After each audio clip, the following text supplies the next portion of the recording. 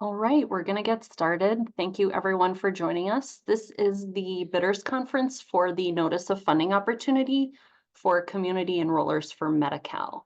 We appreciate you joining and hope we have some good information and answers to any of your questions. I'm going to ask the community engagement staff that's on the call and are also panelists just to pop on and introduce themselves real quick. Hello, everyone. My name is Tiffany Kaikamanu, Community Relations Director, and thank you for being a part of this Notice of Funding opportunity to support our Medi-Cal expansion efforts. We look forward to engaging with you on this very important initiative. So thank you for meeting with us today. Hi, good afternoon. My name is Soledad Rivera and the manager for the Community Relations Department as well at Optima Health. And as Tiffany said, and Danielle, we're very excited to have you here today and be able to assist us and help us with this project. Thank you so much. Thank you so much, ladies. So I'm Danielle Cameron. I'm the Director of Program Development for Medi-Cal and Cal-AIM. And you may have worked with my office in the past. We handle a lot of the community investments that are affiliated with Cal-AIM initiatives, but also other Medi-Cal initiatives as well. So welcome and let's get going. Actually, before I start in on the details of this, a couple of housekeeping items. We are recording the session. We will share the recording after the fact. We will also share the slides, and we will also post this information on the Funding Opportunities webpage, where we also have the Notice of Funding Opportunity, the entrance to the portal for applications, and we will also be summarizing all of the questions and answers that come in during this session today, and also any that we get via email so that everyone has access to the same information that's going out about that. So that link to our Funding Opportunities webpage, which I have at the end of this slide, will be the home for all of that information. As I mentioned, we are recording it. If you want to ask questions, we will be answering them at the end. We're just going to walk through the Notice of Funding Opportunity and all of the details you probably have already reviewed. But we like to do that, and then we will field all the questions and answers at the end. You can do that either by dropping them into the chat box or into the Q&A box. We will go through both of those and answer them in pretty much the order that they get received.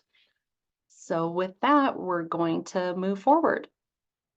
This Notice of Funding Opportunity for Community Enrollers was really initiated back in December of last year when the Cal Optima Health Board of Directors approved $5 million to support Medi-Cal expansion efforts.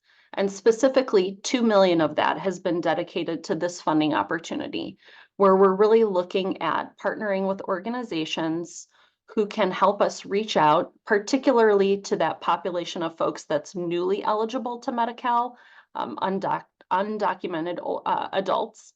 And then also we're looking for folks to help us with Medi-Cal renewal support and also for CalFresh enrollment services.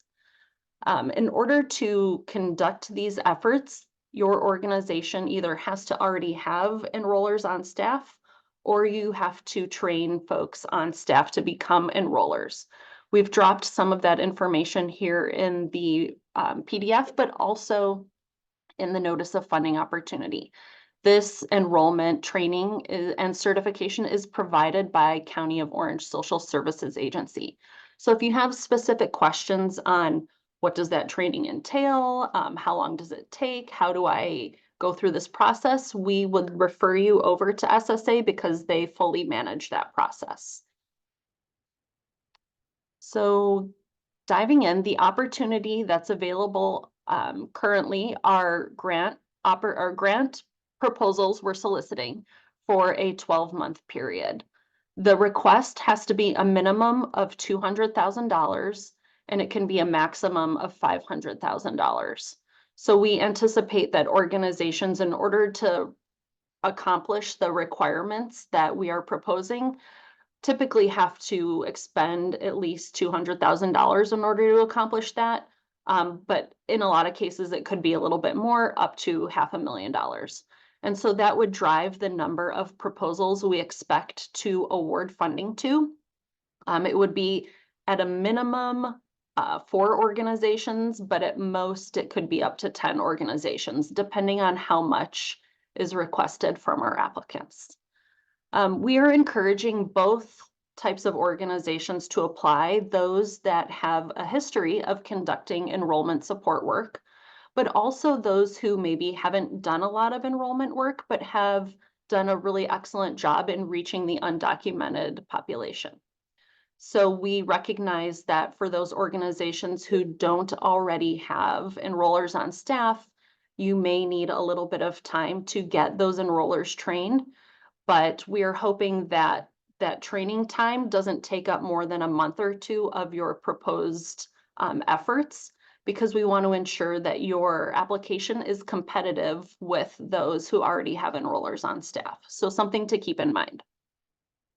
So the requirements for anyone applying to this funding opportunity are that, again, you either have enrollers on staff or you include in your implementation plan the pathway you're going to take to get trained enrollers on staff. You have to provide a minimum of 4 community events per month, and we look at community events in a pretty broad way. It could be partnering with a faith-based organization to speak to their community. It could be participating in large health fairs. It could be reaching out to your constituency if you have a consistent group of folks that you work with. We just need you to define for us how you describe community events. Then we have completing a minimum of 60 Medi-Cal applications per community enroller per month.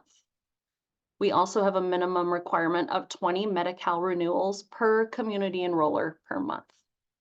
And then we have a minimum of 10 CalFresh applications completed per community enroller per month. And we've already received a couple questions around these requirements, so I'll add some of those details here. For organizations that are bringing online new community enrollers into their staff, if you have a couple months of training in the beginning of your grant project, you're not technically held to these minimums, but I will say that we are encouraging everyone to really create the most competitive proposal that they can. And those organizations will be competing with organizations that have established enrollers and potentially are conducting those application submissions each month. So let's see. Just checking one thing. Oh, okay. In terms, going back real quick to the minimum of 4 community events per month, we might be able to have a little more flexibility around that requirement. So I will provide a little more clarity on that one in the forthcoming FAQ document.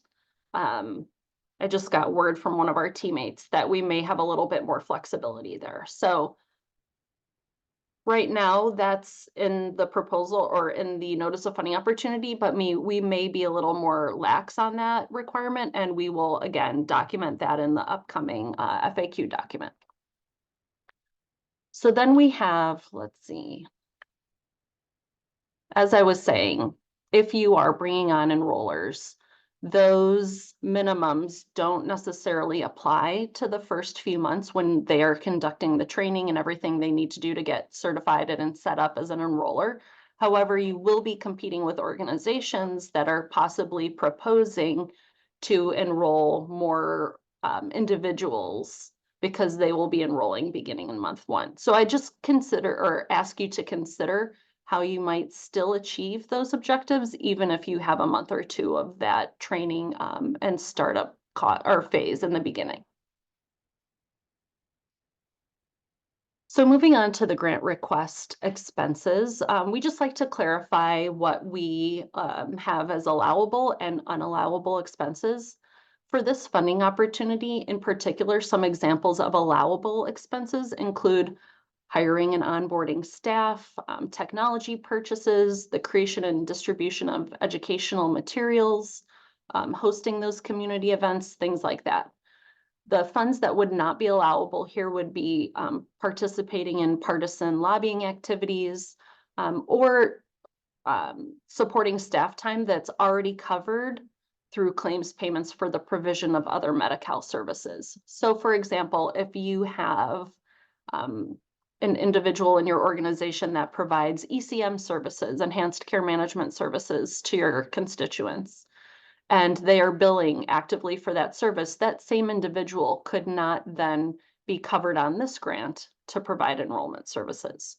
So really it's just, we request that if you're covering staff expenses, those staff aren't actively billing for other CalAIM services or CalOptima Health services at the same time.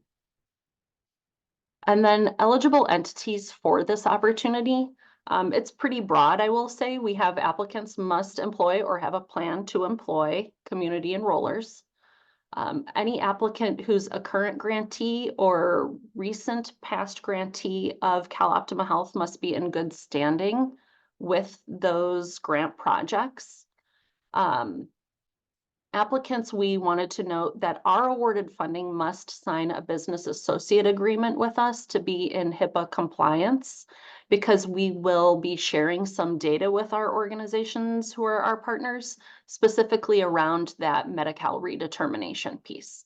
So we receive information on which of our members are up for redetermination, and in some cases, we'll be able to share that with the organizations that receive this grant funding. And so you have to be HIPAA compliant in order to be a part of that transaction. And then lastly, organizations may only submit one proposal for this funding opportunity. So we encourage you to make it your most competitive. So lastly, we have the timeline for this notice of funding opportunity. The application has already been released. The portal's been open for a couple weeks now. We're hosting the Bidders Conference today, right now, you are here. And our application deadline is June 14th. In this time, we will continue to accept questions and answers from anyone as they're going through the portal. We will continue to update the FAQ document on our website, so we encourage you to continue to reflect back on that and check it for any updates as you move forward. And then also we have, again, that application deadline, June 14th. I believe there's also a timestamp of 5 p.m. on that. We will reiterate that also in the FAQ document and ensure that it's in the NOFO as well. And then we will, once that application deadline closes, we will conduct our internal review during the rest of June and into July. We will present our recommendations of awardees to our board on August 1st, and we will be announcing the approved grants the next day. We expect to then roll out our grant agreements throughout the course of August to be effective starting September 1st, going forward into the 12 calendar months following that. So those projects are anticipated to start September 1st and go through August 31st of 2025. And with that, I believe that's all of the detail that we have from the notice of funding opportunity. I'm going to pull up the questions and answers now and see. And I'll also note if there's anything that we cannot answer immediately in this call, we will both follow up to the individual who asked the question, but we will also include all of the answers in the frequently asked questions document. We will email that out to everyone who registered for this call and also post it on our website. So the first question is, can we apply with subcontractors? And Tiffany, maybe I can ask you to join the call or join, online and let us know if your team has a perception on whether or not subcontractors are acceptable in the situation. Yes, subcontractors are allowable for this NOFO. Perfect. Thank you very much. Will CalOptima Health provide a contact list for potential enrollees or members due for renewals? Yes, we will have information on individuals up for renewal. Tiffany, you confirmed, correct, that we will have that opportunity to share that information? That is correct. Yes, we do have that information available and we would be able to share it. What about potential enrollees? Do we also have that, or?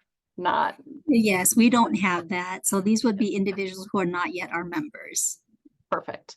And that's really the point of those community events. We want our partners to go out and really find the members that we haven't been able to locate yet. Or potential members, rather. All right. Let's see.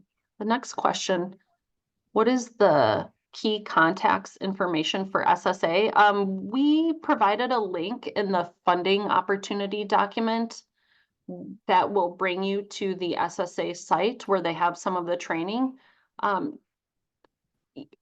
Let us go back and see and communicate with SSA and see if there's someone they would like us to direct any questions to. Tiffany, I know you have good relationships there. Maybe we can include a specific person's contact information in the frequently asked questions document so that we can direct everyone to one place and we don't have everyone kind of calling SSA. Sounds good. Happy to do that. Great.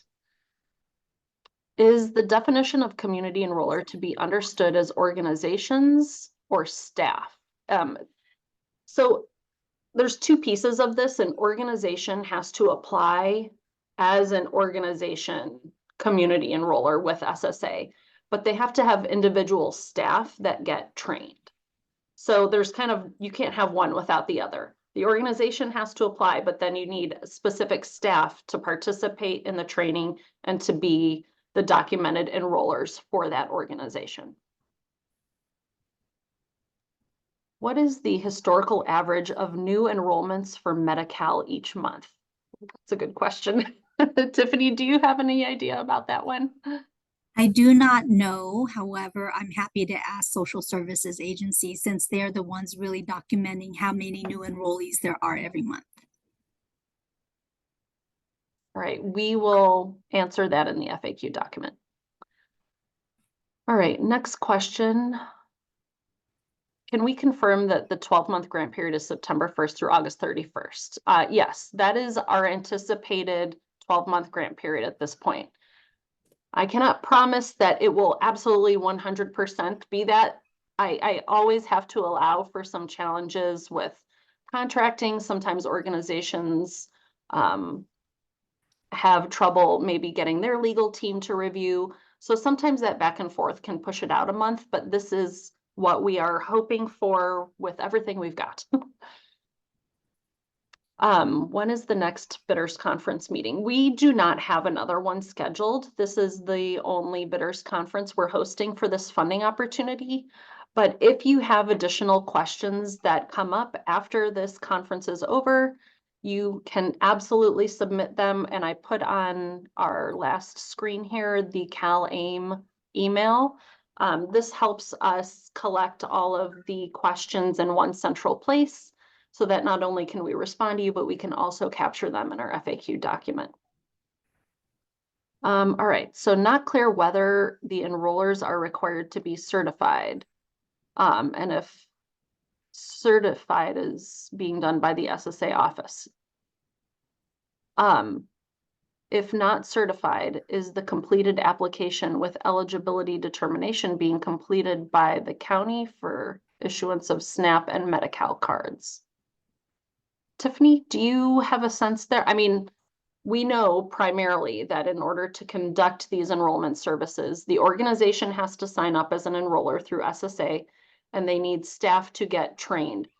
I mean, I don't know if that's known as certified or trained, or I don't know what the, we're using the term certified, but is that, I don't know that that's exactly the term. Either way, functionally, they have to be set up in that system. Would you add anything to that? I would add that, social services agency ultimately is responsible for determining eligibility. What we are asking of the community enrollers is to be able to complete the Medi-Cal application, the CalFresh application for submission.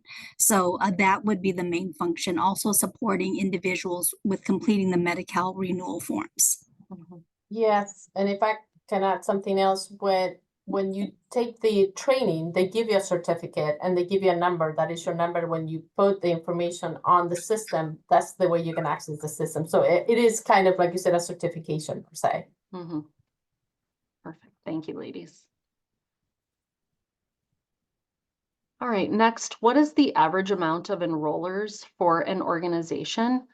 There really isn't an average number. I would say consider the budget, a minimum of $200,000, maximum of $500,000, and back into that, how much it costs to have an enroller on staff, how many enrollers you need in order to really achieve the outcomes you're proposing. We don't make requirements in this case. It really is up for your bid. Next question for the minimum requirement benchmarks. Is a family considered one application or is each family member counted? It really, if an application covers more than one individual, we would count the number of individuals in that case. So it would count however many individuals are covered within the application. Is a potential applicant currently If a potential applicant currently contracts out their community enrollers with the county, are they still eligible to apply for this grant? Is the county as a subcontractor something that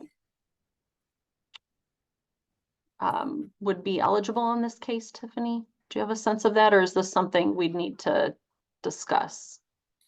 I believe this is something we need to discuss. I would say that we are looking for enrollment in Orange County. Yeah, so let us get back to the individual on this question. So we will specifically call out this question when we send the email summarizing the FAQ document and all that we discussed here, because we want to confirm, yeah, if the county as a subcontractor would make sense in this case. Okay. All right, I want to take a note of that real quick.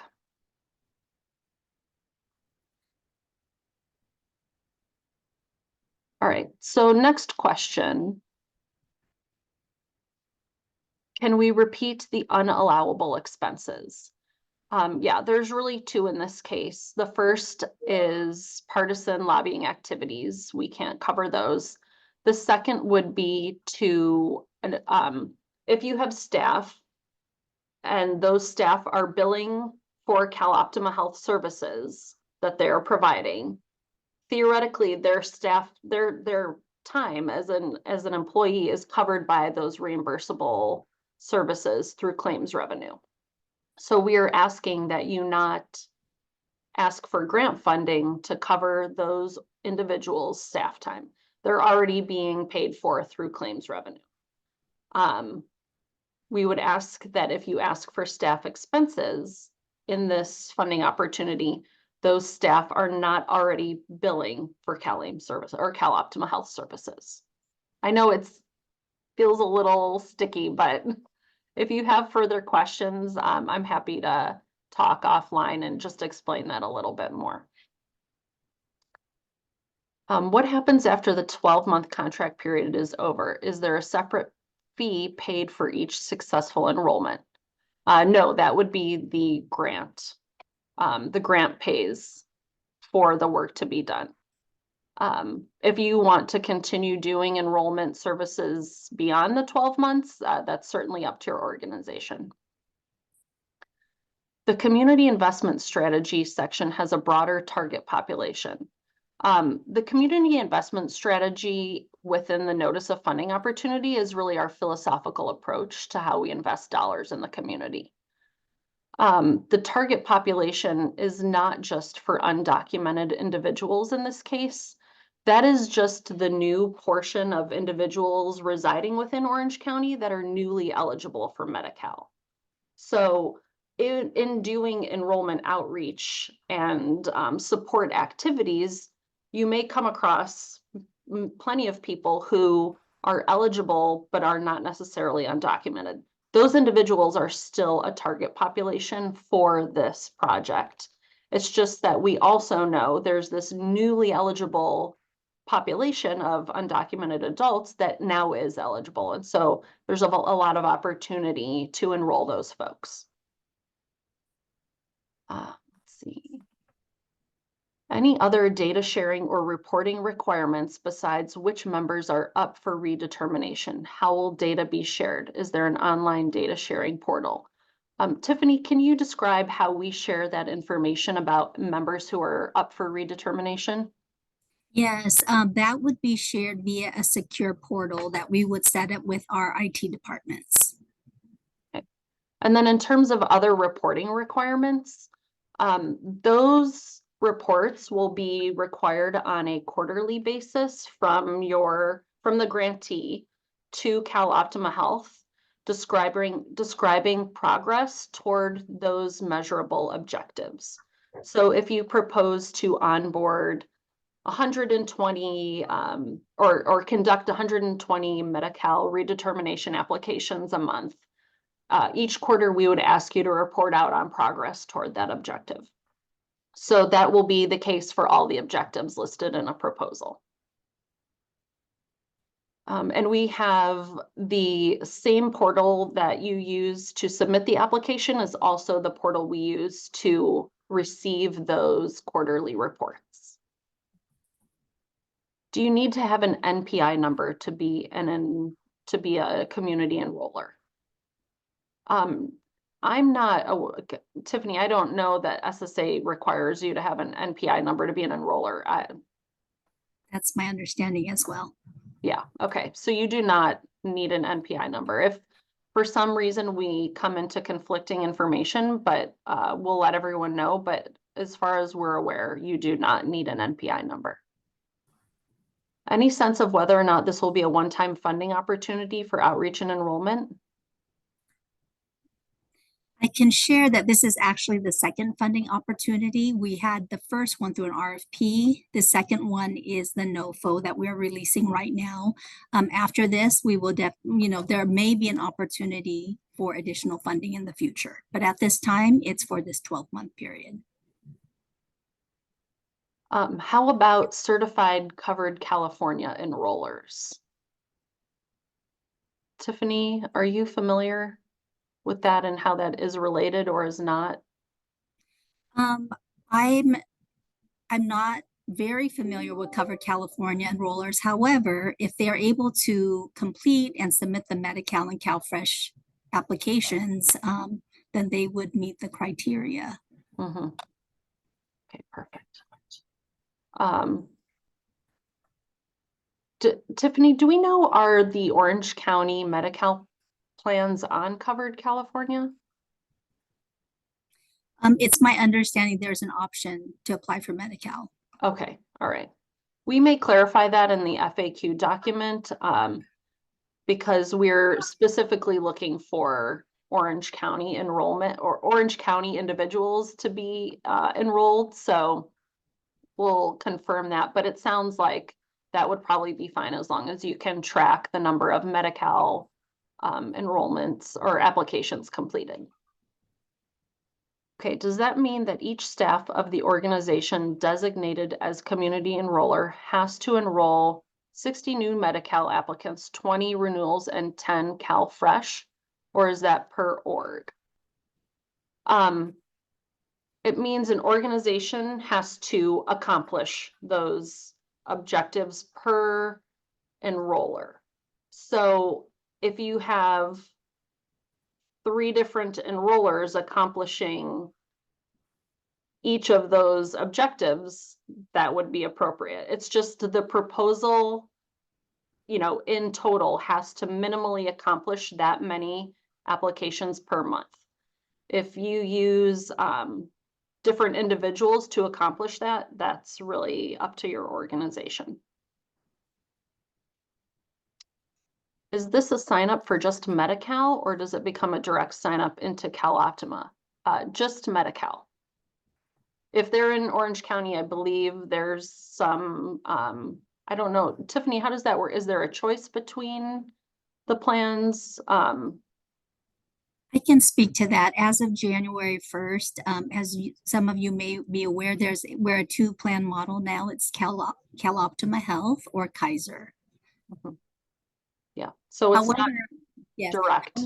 Yes. However, for Kaiser, if they were with Kaiser last year through CalOptima Health, they're with Kaiser, but there's also sort of qualifying eligibility for the individual to select Kaiser as the plan. Otherwise, it would default to CalOptima Health. Is this RFP for a specific age group? No, it is not. That's correct. Will the webinar be available later? Yes, we will make sure everyone has a copy, and we also try to upload a copy to our website as well.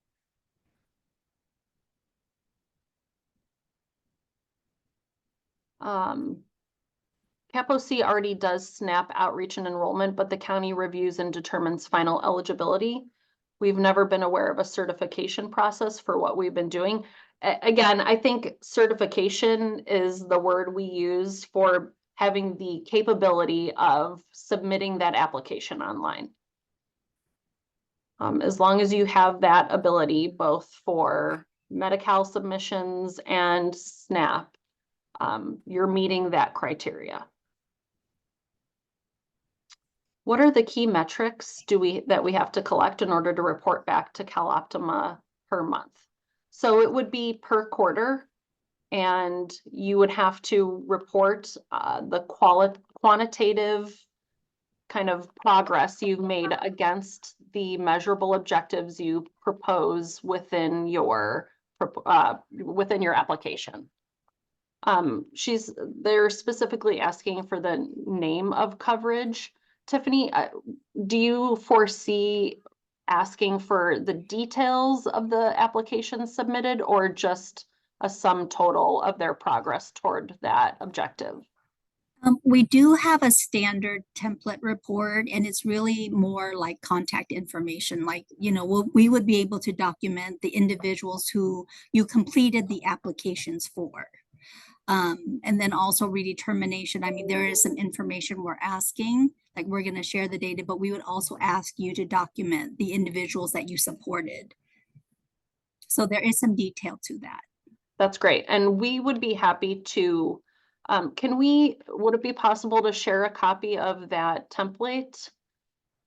Okay, we may include that in the FAQ document. At a minimum, we would make it available to the individuals that are selected prior to signing the contract. So we will make sure that that information is shared.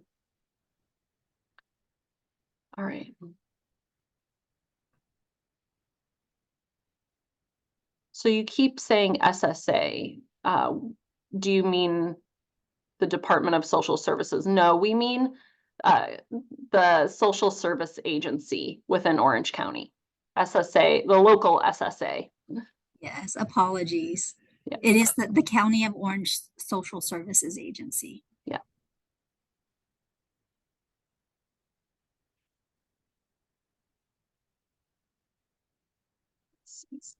Does the Medi-Cal coverage expand to international students as well, considering immigration status is not one of the eligibility anymore? Oh, that's interesting. There are specific criteria, but certainly anyone could apply for Medi-Cal. Mm-hmm. Okay, so yeah, we will also. Someone going to chime in on that? I thought I heard someone. Okay. We will make sure to address all of those within our FAQ document. Turning over to the chat, I think there was one more. Can we confirm the eligibility criteria for potential community members for CalOptima, or is there a document or a link to view the eligible criteria? So Medi-Cal eligibility criteria, we can certainly link in the FAQ document. Let's see. I believe that's all of the questions we've received so far. If for some reason I missed one, if you wouldn't mind resubmitting it, we'll either through the FAQ or the webinar chat. Happy to answer any more. I know we reserved the bulk of this conversation for these questions. I hope we have answered them in a way that's helpful to you as you're crafting your application. Again, we will be summarizing these and putting them in an FAQ document and both emailing them out, but also including them on our webpage. These should be available in the next couple days. We just want to double check some of the details in terms of items that we weren't able to share today so that we make sure you all have the accurate information. I don't see any more questions coming in. So Tiffany and Soledad, oh, I'm sorry. And one more question came in. In order to enroll, the CBO must be a partner with DPSS. I'm not aware of that. Yeah. Confirm. Yeah, it's just with the Orange County Social Service Agency, not the department the state level department you're referring to. I believe that is it, unless there's something else. Tiffany and Soledad, I wanted to give each of you an opportunity if you had anything else to share with our attendees or any other notes. No, thank you so much for the engagement. It's exciting to see there's a lot of interest, and we really look forward to working with all of you to support access to Medi-Cal for the local Orange County community. So thank you again for your time. Yes, thank you. And thank you, Danielle. No problem. Thank you both. Thank you all to all the attendees. We'll be in touch. Have a great day. Take care.